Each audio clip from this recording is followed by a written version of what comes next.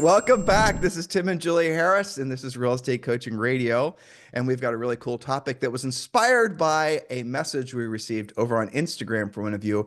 We were talking yesterday and the day before, pretty much every day, and how all good things come from listings, specifically if you want more leads, as you know, maybe you want buyer leads, seller leads, all the rest of it. And someone asked us to give them a drilled down, actual, practical, tactical plan to not just take a listing, but how to generate more transactions as a result of the listing. And that question inspired Julie to write this podcast for today. Now, you're going to want Julie's notes, of course. And if you want the notes and you want them urgently to use for your own education, maybe to train your own team, your own brokerage, maybe you're using it for social media, whatever. It's all waiting for you. It's all been created for you. It's over at harrisrealestatedaily.com. And make sure you subscribe over at harrisrealestatedaily.com. It is our daily newsletter that features our podcast, all Julie's notes, and oftentimes some unique content. Speaking of which, those of you who are subscribed to harrisrealestatedaily.com will be receiving, hopefully this week, an invitation to attend a mastermind that Julie and I are going to be doing, probably the end of next week, maybe the week after that. But it's going to be a mastermind we're doing. It's going to probably be 2 hours long. We spent a lot of time researching this, and the topic of the mastermind is how to overcome the 3 biggest challenges that agents are having now. Mastermind doesn't cost you anything to attend, but we're only going to be inviting those of you who are members of the harrisrealestatedaily.com newsletter. It's our way of saying thank you for subscribing. There's over 20,000 of you that are participating in that. And if you want to be invited to join the mastermind, please do go to harrisrealestatedaily.com and subscribe. And then, yeah, we're off to the races. And we're doing these masterminds. We're going to probably be doing 1 or maybe 2 per month, probably 1 per month. To make sure you guys stay on target, focused, and realizing that, you know, there are some very specific things you should be doing now to make the most of what we do feel with quite a high level of confidence is the beginning stages of a 25-year generational housing boom. So make sure you have your mind screwed on straight, your head screwed on straight, so you will then know what actions to take, because really things are happening at a faster pace than I anticipated. Julie, what's the top of today's show, by the way? What's the actual name of it? You must list to last, turn one listing into 5 fast. Right. Before we get to it, I know you and I have been talking all morning about all the real estate headlines. It's really incredible. It definitely seems like we're going to have a much better year by as many as maybe 20% more home sales this year, resale home sales, than we did in the previous year. Thank the housing gods for that. So did you catch any other interesting headlines prior to us starting today's show? Just continued reporting on more inventory in most areas. Housing starts are up, as we talked about a lot yesterday. And rates came down a bit last Friday. So we're still going in the right direction, rates going down, but up. And as long as those things are about to intersect, as they already have started, that spells more sales. So that's really great. Perfect time of year. In the previous years, if you guys don't recall, we had lack of inventory and uncertainty about rates at the worst time of year, which would have been now. And then we would see the rates and the inventory start to increase at what traditionally would be the worst time of year, which is sort of after the home buying and selling season towards fall. So we're seeing things actually time out now, ideally. And I think we're going to have probably the best year in at least 3 years industry wide. And maybe we can break this cycle we've had that really has been, I think, what historically would be referred to as a real estate depression. But so we don't get depressed talking about the real estate depression. Julie, let's get on to your first point. Well, that's right. And just one quick shout out. As I was writing this outline and you were answering some Instagram questions about this topic, I was thinking a lot about this, that many agents rarely actually list property. They're mostly working with buyers. And when they do list, it's almost always repeater referral, which is great. Nothing wrong with that. You want to have as much of that as possible. We talked about that. But it's interesting how frequently we see like the light bulb over the agent's head when it goes off and they go, oh, now like they take a really great listing and they go, now I know why I want to be a listing agent, because lead generation is so much easier when you have even one really great listing. You don't even have to have 5 or 10. A lot of our coaching clients do, but this is where it starts, and you start to become a lead generation machine. That's not something that is all that obvious when you just get your real estate license and you're, gathering a lot of buyers and doing your buyer sides. Agents can go years without having that light bulb go off. So I think this is a really important topic. And we're going to do the 30,000 foot version of this because we do a huge drill down. A lot of Premier coaching is very focused on listings and how to turn each listing, as we say in the title, you must list to last.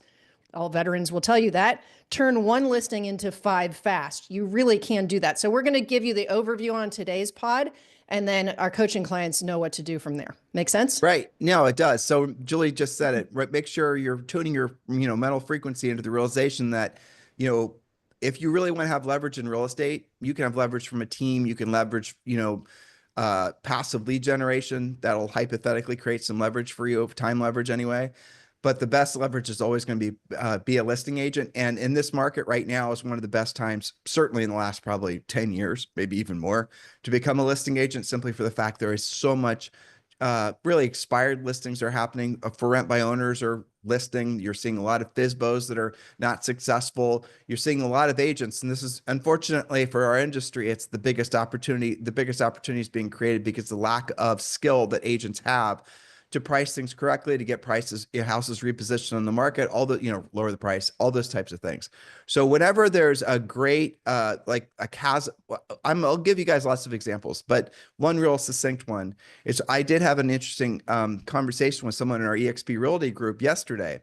And this is somebody that is already a top producing agent and they wanted to double their sale price. Sounds like a good idea. And they didn't know what to, they had a couple of target neighborhoods they wanted to go after. And we ended up basically focusing on both of them because they were next door to each other. But one of the things that was really fascinating from my perspective was even in one of these neighborhoods that's been there for like 15, 20 years, there was not a clearly established number one agent. There was a whole bunch of agents that would take listings here and there. Whenever you see a marketplace like that, where there is not a clearly defined number, oh, you got to list with Bob. He's the go-to. That's how markets traditionally work, not just for, real estate agents and such, but everything. There'll always be a dominant number one brand. And then there'll be 2 and 3, which are usually doing the same amount, wrapping this back to real estate, usually doing the same amount of volume combined as number one is, right? So in this particular market, this agent was going after, there was no well-established 1, 2, or 3, which is really fascinating. And it got me thinking, I bet you that's true in a lot of your markets across the country. I bet because there's so many agents that have come into the industry since 2007, 2008, who have been told to buy leads, right? That's really what you were told. The first thing when you got your real estate license, how many people told you to go buy a buyer lead, right? That's been normalized. And so there's this huge generation of agents who have never learned how to be listing agents, never realized that all the leverage, all the power comes from being a listing agent. And that's what today's show is about, because we want you to realize that if you decide to be a listing agent, it is just a decision. You will then have to learn skills. You will have to learn how to be a listing agent and all the things that go with it. But the skill set, once you have it, is something it'll easily, you don't, generally speaking, it's resolute. You don't have to update it all the time, maybe market conditions and things like that. But for the most part, it's a process. And also the nice thing about when you're a listing agent is you do have leverage, because you'll have 5 or 6 or 10 or 20 or 30 listings out there. And then when you're not working and you're on nights and weekends, you're on vacation, all the other agents in your MLS are the ones that are out there doing the work, trying to sell your listing for you. So if you want to talk about the ultimate team, it's a system that all of us were blessed to be part of, and that you list a house and all of a sudden all the other thousands of agents in your MLS are effectively trying to help you earn money by selling it to one of their buyers. You guys get it? So conceptually, if you're a listing agent, you do create the ultimate leverage of your time, and you can keep normal business hours. You can work, you can decide whether or not you ever want to work with buyers again. You can choose as to whether or not you want to work on the nights or on the weekends. Maybe you don't. I'm not overselling it. It really is the Shangri-La for most agents, and most agents, they just never give themselves permission to actually embrace what I just said. It's because we're the only ones saying it. Who else says what I just said? Nobody. Because everyone else is trying to seduce you into believing you need this big, complicated real estate system with a 60-point touch system and these complicated CRMs and all these blah, blah, blah, blah, all these widgets. But really, all you really, truly need to do to make the most of your real estate career is say to yourself, I am a listing agent. And then do what that agent did that I was talking to as part of our EXP Realty group.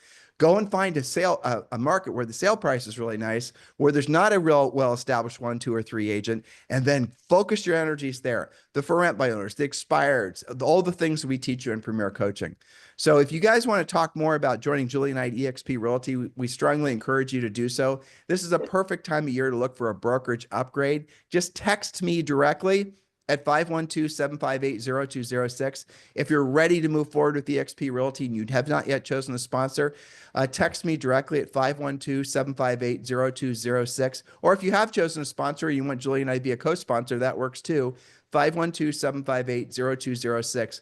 If you want to just learn more about our EXP Realty group and why literally thousands of agents are joining with us every year, the link is down below of the show description, whether you're on iTunes, Stitcher, Spotify, it doesn't matter. Just click the link that says whylibertas.com and you can learn more about Julie and I's EXP Realty group. All right, Julie, let's get into it. Yes. Okay. So how are we going to turn one listing into 5 fast? Again, we're giving you the overview of the drill down lives in Premier Coaching.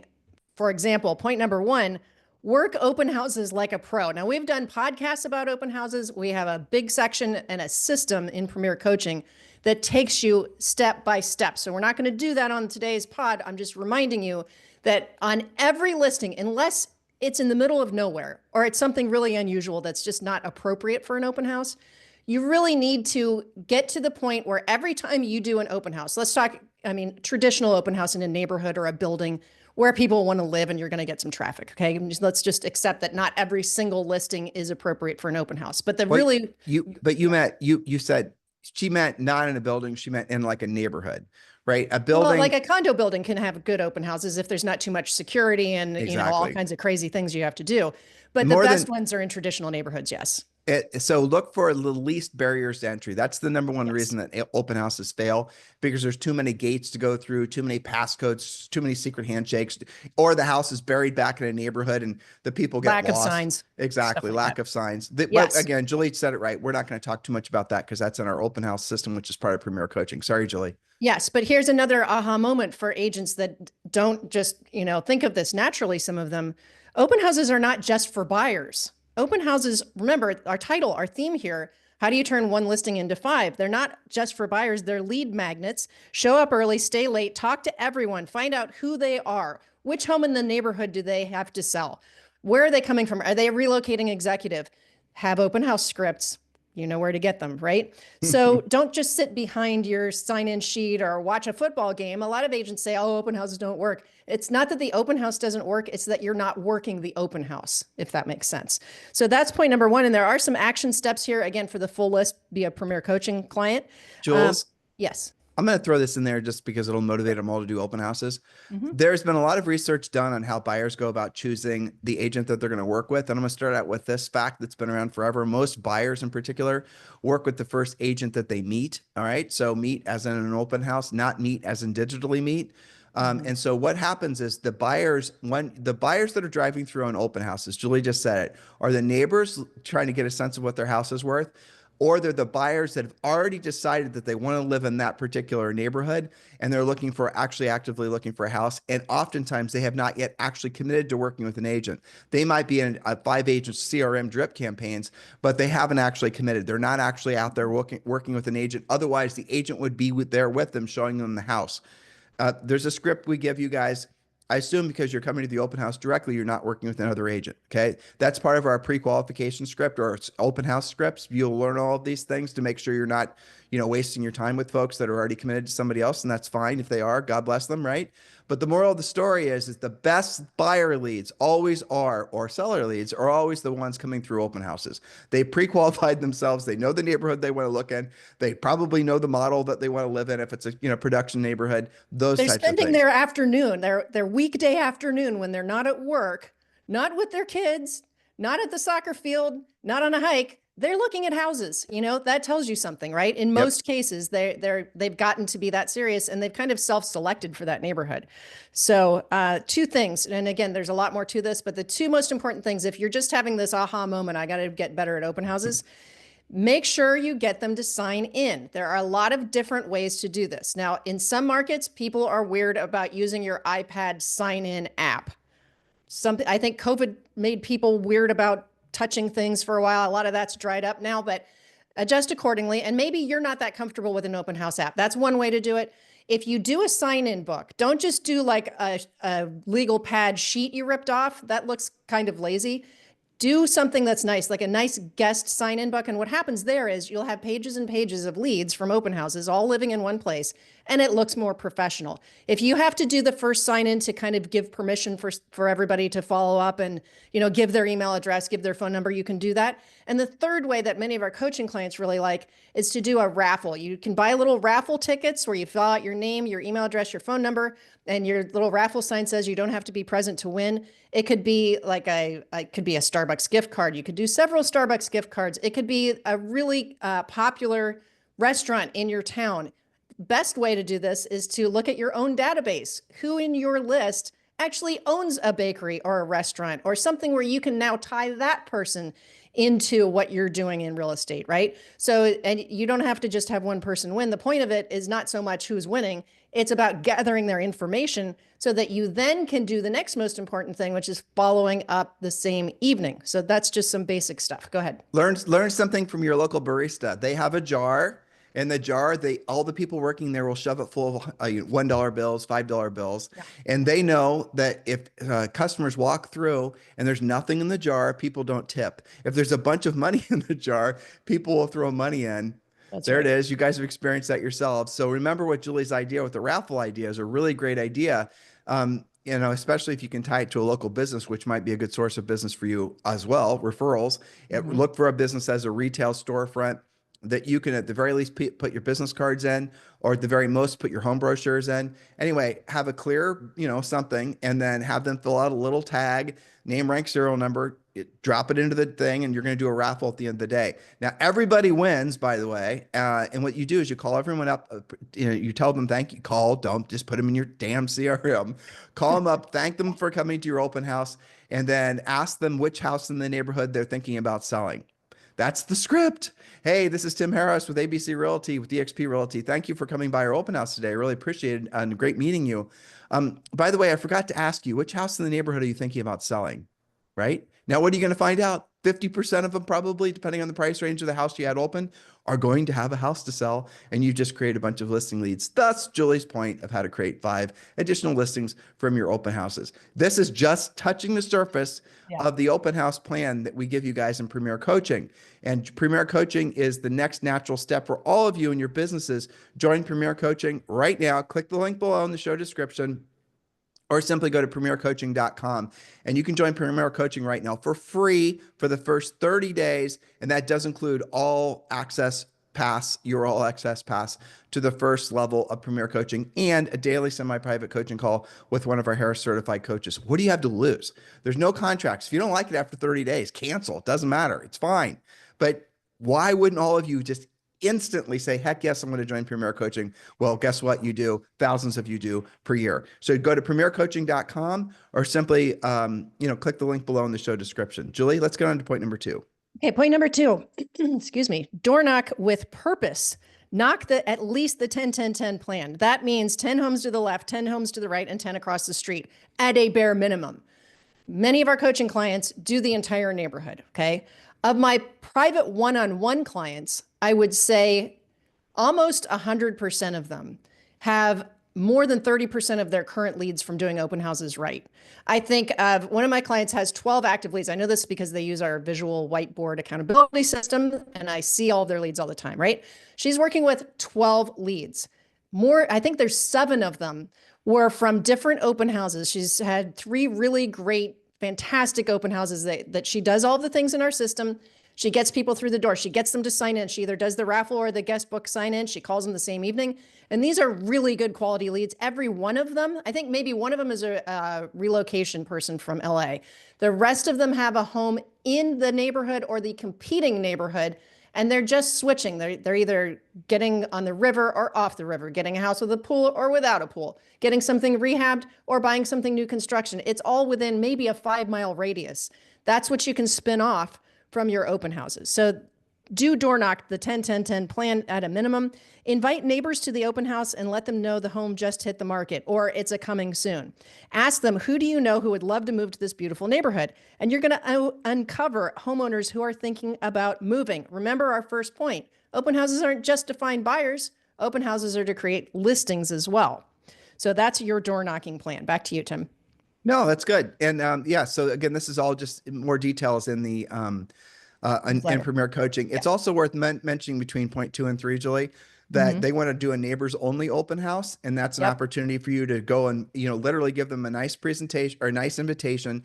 You're going to do maybe your public open house. You could do this all in the same day. Maybe the public open house is on, Sunday from noon till 4, and you're going to do the neighbors only open house from 10 till noon. Go and knock the neighbors earlier in that morning. They're all going to be home.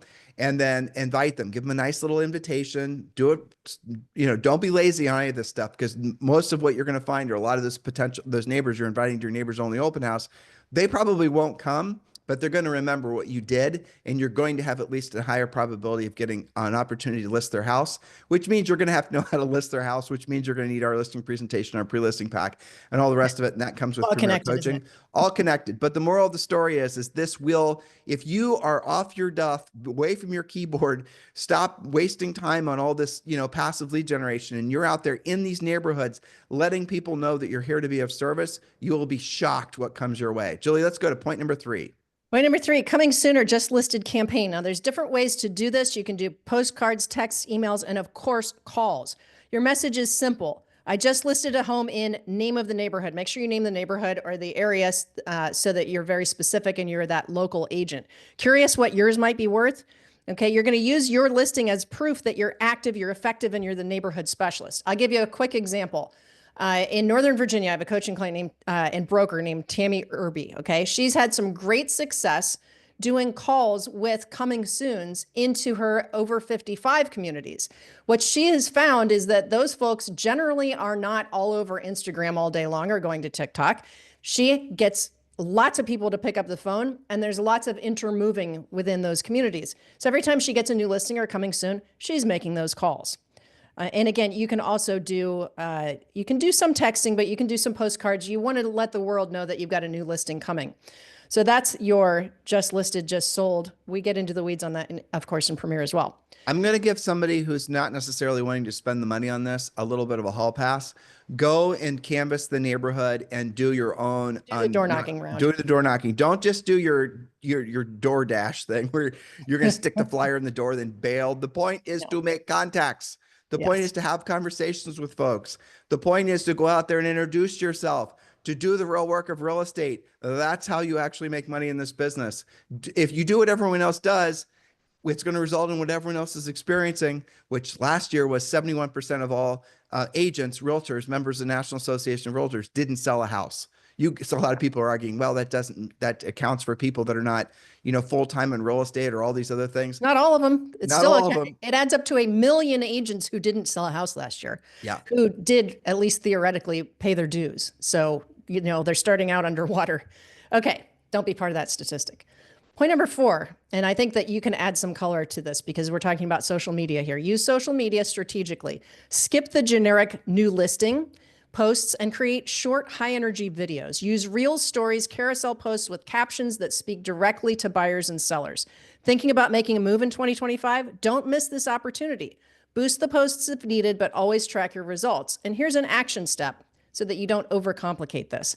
Just grab your phone and record a simple walkthrough. Point out the best features, right? Talk about the viewer like you're giving talk to the viewer like you're giving a personal showing. Then post it everywhere, your database, YouTube, Instagram, Nextdoor, neighborhood Facebook pages, etc. And then save what we call an Easter egg for the end, a surprise at the end of the video. Make sure you watch till the end. You won't believe the amazing view, the amazing backyard, the barbecue area, the patio, whatever makes that home amazing, save it for the end so they watch the whole thing. And it doesn't have to be very long. It doesn't have to be with a film crew. It doesn't have to be drone, but some of you like it and are good at using drone footage. But send it out, let the world know, because some of those people are also selecting their agent based on what they see and the activity from the different agents in the neighborhood. That should be you. Yeah. And if if you really want to take that idea to the next level, what all of you should be doing, let's go back to the Instagram or our EXP royalty person that was emailing me about breaking into this upper end market. One of the other suggestions I gave them was that they need to have essentially a private Facebook group, which is just for that particular, let's call it Oakhurst subdivision. So there needs to be an Oakhurst subdivision private neighborhood group. You guys could tie it to WhatsApp or whatever, but you get the point of it, is make it so that then all the neighbors are going to be able to feel comfortable, go there, and don't make it just about real estate crap, and don't go there and offer CMAs. Make it about the local things that are, stray dog, or, there's the trees are being trimmed, or those types of things. Make it so people feel comfortable, or they can go and post their needs. I've got a problem with my sprinkler system, those types of things. Make it so it's a community place for that particular neighborhood. You don't have to dominate it, but you can go there and essentially help build that list by, pulling in more conversations and making everything very interactive. How do you go about finding the people to invite? We tell you how to do this in Premier Coaching, but it's actually very simple through Facebook. If you don't have a directory or a bunch of local email addresses, normally what you do is you take a bunch of email addresses and you load them into Facebook. Facebook would say, these are the people that have accounts in this neighborhood, which is going to be everybody. And those are going to be the people that get invited to the group. Well, if you don't have that, if you can't get it from a directory, you can then go search profiles for people that are listed themselves or mentioned the fact that they lived in this town, and go about it that way, and you'll build it eventually. But what really happens is once the group has enough following and has enough really critical mass where people are finding value to it, then it just spreads organically. That's what happens. So It's just, true. Yeah. The WhatsApp and the Nextdoor are really great for that, because it's not going to cost you anything. And because it grows organically, one person invites the next person, and they're related to the group, and they invite the next person. And it doesn't take long for you to get to 100+ people. It is worth mentioning here too, Julie, that it would be a mistake to try to get people to use an app that they're not already familiar with. A lot of people overthink this, become just, they're going to create or they're going to use some app that no one's automatically have on their phone. The second you ask someone to download an app, set up an account, and then find your group, it's too many places where you're going to lose them. So everyone's got Facebook, and also demographically speaking, your most valuable customers, the ones most likely to be homeowners, age-wise here, are going to be on Facebook. And so when you're doing, back to Julie's idea, when you're trying to think of how am I going to announce my open house, and I don't want to spend a lot of money on this, well, you could just do a live open house feed. You could do you walking through the neighborhood, inviting people to your open house, and constantly be pumping that little short, impromptu video to the group that you created inside Facebook. That's how you guys really will build a reputation of people that, like, it always goes back to the same thing, right? So if someone's wanting to hire a roofer, what are they going to do? They're going to ask themselves, who do I know that's a roofer that I've used in the past that I'll feel comfortable using again? And if there isn't somebody that fits the bill, then they're going to ask for a referral from a trusted friend or advisor. Well, if you're the one that's created this social ecosystem for this particular neighborhood, you are somehow going to fall into one of those two buckets where virtually everyone makes their decisions, right? Think about what I just said. And it's been studied different ways, but effectively 90% of everyone makes the decision who they're going to use based on who they've used in the past. This is true for real estate agents. Yep. Or referral from a trusted friend or advisor, and less than 10% will respond strictly from an ad. You don't respond strictly from ads when you're looking to hire a service professional. You follow that same pattern as well. So understanding that and accepting it, leverage it. All right, Julie, let's move on to point number 6. 5. That's okay. Oh, 5. Yeah. Practice furiously fast follow-up. The fortune is always in the follow-up. After the open house, after the door knocking, after the social media buzz, follow up. Use texts, calls. Calling is always superior. And quick videos in some cases could be appropriate. Maybe they're curious about something they saw in the house and they wanted you to zoom in and they want to see the office better or whatever. Ask questions, provide value, and most importantly, set appointments. Expect to set new appointments, and you will. If you in your head are saying, this stuff doesn't work, I tried it, back in, 1999 and it never worked for me. Well, you have just decided that it's not working. But when you do what we ask you to do using the scripts and the systems and the protocols that we have proven, not just because we did it and we did do it, but because all of our coaching clients have results from doing it, that's different. So when you are doing your follow-up, first of all, furiously fast is the theme here. Do it the same day, at the very latest the next day if it gets late in your open house. but use follow-up scripts. Expect to set appointments. Expect to get listing leads from your open houses. Make sure you have our pre-qualification scripts. Again, you'll get those in Premier Coaching. It's okay to close on an appointment before the real appointment. I think this is a really important point when you're doing these follow-ups, especially with people you don't really know as a friend or a past client. Set appointments to view their homes, suggest staging, go over recent comps. You can have a lighter appointment. Just because it's not time for a serious listing appointment doesn't mean you shouldn't go over there and get to know them. So get to know them, create a strategic follow-up plan. Maybe it's 6 months from now that they want to move, but now they're bonding to you because of Tim's previous point. People will transact with the first agent they came across. Now, I would add something to that though. People will transact with the first agent they came across who did a good job and followed up with them, who provided value. Otherwise, they're going to do maybe the second agent they come across in that open house across the street. Okay, so here's the bottom line rule. Furiously fast lead follow-up works only when you call or you meet with them in person. It does not work when you do anything digital. Sorry. Texting is probably the second best to actually having a conversation with them, but only if the text leads to a conversation. Do not make the mistake of simply meeting someone and dropping them into your CRM and hoping your CRM is going to have all the sales. Yes, don't do that. It's just dumb. Call them back right away, pre-qualify them, find out what their motivation is, and look for all the ones that are ready to transact, which you have to decide what the, I would personally not go past 4 months. If someone's not going to transact within 4 months or less, if they don't already have, haven't correctly answered all the pre-qualification questions that you're going to learn to ask them, then you can put them in a CRM if you want, but it's largely a waste of time. And when it comes to sellers, make sure you're motivating, obviously, for pre-qualifying them for their motivation as far as their time frame to get the property sold. This is all the things. These are all the things that if once you master these, you're going to have an endless supply of really very motivated leads. The war, the battle, the game is not won with the person with the most number of contacts. It's made with the most number of people, the most number, and by most number, I mean not really that many, of actual pre-qualified leads. The best agents in the world are the ones with the least number of leads. You guys are assuming a contact is a lead. A lead is someone who their name, their contact information, and what their motivation is, their time frames, whether they've been financed, all the things. All the things we give you in Premier Coaching. A contact is what you just basically met someone in an open house and you drop them in your CRM and you say, I have a lead. You don't have a lead. That's just a contact. You would have been better off if you just, downloaded a bunch of phone numbers and names off the internet, just dropped them into a CRM and hope for the best. You guys get the difference? Do you get the difference in what Julie and I, are doing our best to help you to understand the intensity of the practical, tactical nature, the no BS nature of what we bring to our coaching program? If you guys love this podcast, which I know you do, you're going to adore Premier Coaching. You know what to do. Join Premier Coaching. The link is below. Julie, I'm running up against another podcast, so let's maybe get through we'll skip number 6, and we're just going to lightly go into 7 because, again, you get a lot in Premier Coaching, and we've done dedicated podcasts to point number 7. We like to call this lovingly Hot Rod Your Real Estate Sign. We've talked about using 1-800-HOME hotline as a great, super inexpensive, practically free lead generator. You can get more information on that. And this is in the show description as well, 1-800-HOMEhotline.com. And in, your action step, we teach you a lot of strategies. This is, just our podcast. We're just giving you a sprinkling of how to turn one listing into 5 fast. All you have to do is go to, when you're a Premier Coaching client, they'll tell you this. When they go to their daily semi-private coaching sessions, they hear from each other, here's what happened in my open house. Or here's, I did this strategy. I've been using 800-HOME hotline, and you're not going to believe the results.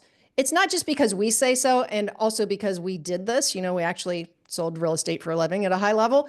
It's because you help each other on those daily sessions, and all of our Harris certified coaches are also selling. We don't have retired coaches. We don't have people that were hired because they were in sales at some, they sold cell phones and now they think they can coach. We don't do that, right? So don't just take our word for it. Do these things, these strategies. And I would challenge you, anybody who has any reasonably good open house, traditional neighborhood, popular, not hard to get to, this weekend, just do 1 or 2 of the things we talked about on today's podcast. You'll get hooked. Because assuming that you do, well, I shouldn't say 1 or 2 because you have to do the follow-up part, assuming that you got people in the door, right? You'll be hooked. I have one coaching client has more than 50% of their business they can track to open houses so far this year, okay? And you were talking about a contact is not the same as a lead. they don't have tons and tons of even contacts, but they have really curated leads who are setting appointments and are transactional. So I think that's the pod. You can get the rest of the notes in the newsletter, and certainly in Premier Coaching. So points 6 and 8, you want to know what those are. They're waiting for you over the newsletter. Go to harrisrealestatedaily.com. In the meantime, thank you for listening today. Thank you for keeping this #1 daily listen to podcast for real estate agents in at least the United States.